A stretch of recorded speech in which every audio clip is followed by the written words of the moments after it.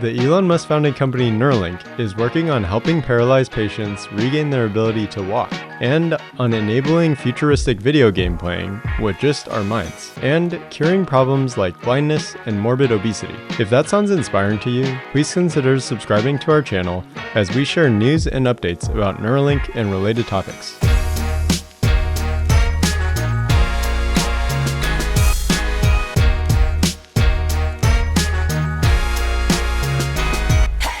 In this episode, I'll discuss how Elon Musk shared his take on psychedelics and MDMA and their potential ability to help with extreme depression and PTSD.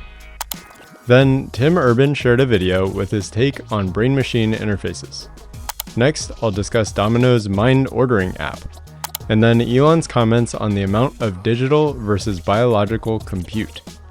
We'll share a post from Neuralink's head neurosurgeon, Dr. Matthew MacDougall, and one of Neuralink's original founders, Paul Merolla, announced his departure from the company. And we'll round out the episode with some fun news that Shivon Zilis and Elon Musk had twins. In a tweet thread, Elon was asked about the potential of psychedelics, where he responded, "Psychedelics and MDMA can make a real difference to mental health, especially for extreme depression and PTSD. We should take this seriously." Stephen Mark Ryan commented that this is one of Elon's most important tweets, to which Elon confirmed by saying, "True." Like I've mentioned a handful of times before, Elon speaks extremely literally, and although it may seem like he makes comments on a whim, I believe he's typically done far more research than the public realizes. In the future, maybe options for treatment will more commonly include psychedelics as an option, in addition to the option of help from Neuralink implants. You might know Tim from his popular blog, Wait But Why. He shares simple and fun graphics to illustrate complicated technology concepts. Given his prior discussion with Elon Musk and the Neuralink team, I'd say he's become quite knowledgeable about the potential of brain-machine interfaces. Here's a clip from his recent video comparing Neuralink's implants to pacemakers or cochlear implants. When people hear about brain-machine interfaces, they think it's icky, but we have pacemakers, that's a machine. We have deep brain stimulation currently for Parkinson's patients. People who are hearing impaired use cochlear implants, that's a brain-machine interface. So we are already in a world of brain-machine interfaces, and they're just very primitive. Next, Domino's aired an unexpected commercial that advertises an app where you can order pizzas with your mind. The global pizza chain has gained some notoriety as a leader in adopting new technologies, and it looks like that's not going to stop anytime soon. Whether this is a marketing stunt or a vision for what they think will reduce friction for customers to place their orders, the advertisement is a signal that this thinking is entering the mainstream. It's simple things like this that I believe have an underrated impact on making people more comfortable with brain-machine interfaces. Take a look at this snip from the commercial. Use only your mind. Use your power. Place the order now.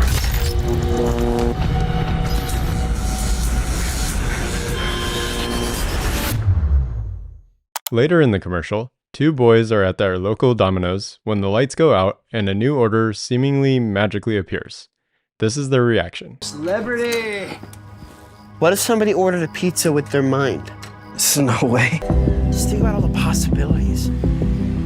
Ordering a pizza with your mind? Do you have the power to order pizza with your mind? Since you're probably wondering what the app is like, I downloaded it, and this is a short clip of what it shows. We sped up the video to double speed.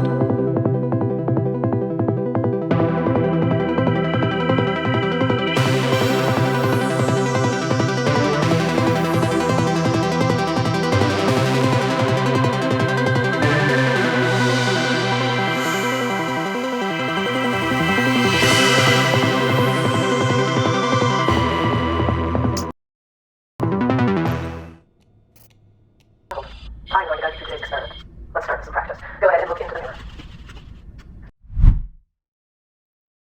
Elon recently tweeted, "The ratio of digital to biological compute is growing fast. Worth tracking." When speaking about Neuralink, Elon sort of mentioned the importance of this a few times.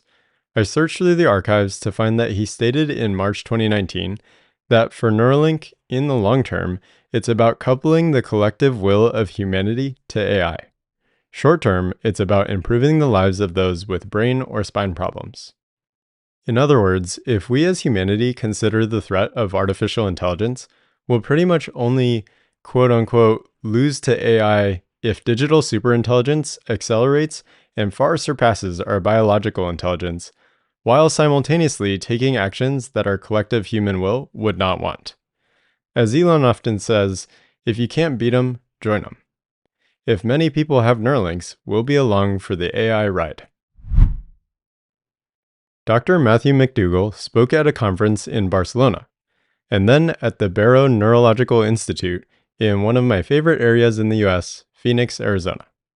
These speeches are not publicly available, but after visiting the Barrow Institute website, I'm reminded that Neuralink is likely not only going to be performing brain surgeries, but also spine surgeries with the Neuralink robot. Elon tweeted this last year. Later versions will be able to shunt signals from Neuralinks in brain to Neuralinks in body motor sensory neuron clusters, thus enabling, for example, paraplegics to walk again. According to the research I've recently done, the location of these body motor neuron clusters is inside the spinal cord. As you can see from this diagram, someone who has a very common type of C5 spinal cord injury would get a second implant near the fifth cervical vertebrae. These next two pictures show cross-sections of the lumbar and cervical spinal cord. This aligns with Elon's comments from the summer 2020 update presentation. And I think something that's very exciting as a long-term application is if you can sense what somebody's trying to do with their limbs, what they want to do with their limbs, then you can actually do a second implant that's at the base of the spine or wherever, just after wherever the spinal injury occurred, and you can create a neural shunt. So I think long-term, I'm confident that long-term it will be possible to restore somebody's full body motion. So if somebody even has a severed spine, they will be able to walk again. They will be able to use their hands. And like when you have a severed spinal cord, you essentially have broken wires. And so if you can just jump over those wires and transmit the signals over those wires, you can give somebody the ability to walk again, naturally. Notice at the very end here, where head neurosurgeon Dr. MacDougall nods his head, affirming this will be possible. Back in November last year, Elon Musk and Neuralink project director Shivon had twins. The recent petition to change their names was approved by a judge in Austin, Texas. Some have been critical of Elon for having many kids, which doesn't make much sense to me. For example, I've heard people are not fans of Elon having sex with many partners, which I'm not even convinced is accurate. Listen to this clip from one of Elon's friends, Joe Rogan's podcast. Do you know that that's the argument for underpopulation, right? Population collapse. This is why Elon keeps having kids. Like the population collapse is... It's not single-handedly trying to like bring the population back. But he literally is. Like he's having a bunch of kids. He's having 10 kids. But he's having them he's doing it with surrogates. It's not like he's just shooting loads into people. Like he's making embryos and in vitro fertilization. It's like he's doing wild shit. Elon also said this on Twitter the next day. Haven't even had sex in ages. Sigh. A couple of months ago, one of Neuralink's original founders, Paul Merolla, decided to depart Neuralink. If you're an ardent supporter, you might recall him saying this in 2020 about what he's excited for Neuralink enabling in the future. So to sort of follow up on Elon's thoughts, I feel, and I imagine a lot of other people feel the same way, that there's a lot of sort of trapped creativity in your mind. You can, for example, close your eyes and conjure up like an incredible, like Dali-esque scene. But if I wanted to actually show someone that, it would take years of honing a craft to be able to paint that. And so, potentially with enough electrodes in the right places, you could begin to sort of tap into those raw concepts or thought vectors and be able to decode that and show people. It could be for art, you imagine music, or even for like engineering, like a three-dimensional model. Here's his departure statement from his personal website, paulmerolla.com. On June 3rd, 2022, off to a new adventure. After 5.5 years, I decided to depart Neuralink to pursue another project, which for now is still in stealth. It was a difficult decision to leave, since I still find Neuralink's mission extremely compelling. And quite frankly, I was still having a lot of fun developing algorithms to decode brain activity. What I'll miss the most, though, is working with the incredibly talented and passionate team there. I hope I get a chance to work with Neuralink again in some capacity, and I look forward to seeing our work improve the lives of patients who suffer from brain injury.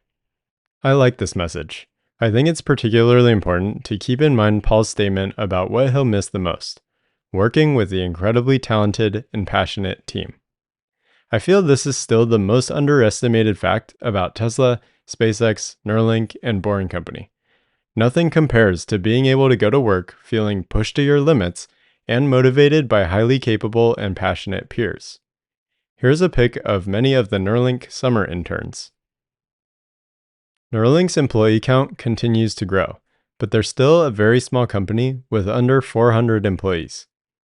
If you're passionate about the mission of the company and think you have any applicable skills, it's worth applying. Experience with brains is not mandatory for most roles. Thank you to our generous Patreon supporters and channel members who enable us to continue producing Neura Pod. If you missed our documentary about the company DeepMind, check that out here. They very well could be the primary company that ushers in the new age of general artificial intelligence. Thanks for watching, and hope to catch you at the next episode.